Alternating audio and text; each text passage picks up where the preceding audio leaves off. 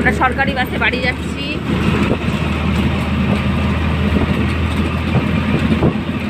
একদম ড্রাইভারের পরের সিটটাই আমরা নিয়েছি। দেখো ভিউজ কি সুন্দর। কাজটা আটকে রেখেছি, কেন কি কাজ না আটকালে যাওয়া যাবে না। প্রচণ্ড হাওয়া দিচ্ছে। এমনি দীঘাতে বৃষ্টি হয়েছে তো একটু হালকা ঠান্ডা ঠান্ডা লাগছিল রাত্রের দিকে। দেখো পাবলিক বাস, আই মিন সরকারি বাস, কিন্তু চালাচ্ছে পুরো সেই সুপার স্পিডে যাচ্ছে বাস। খুব শিগগিরই হয়তো আমরা কলকাতা পৌঁছে যাবো।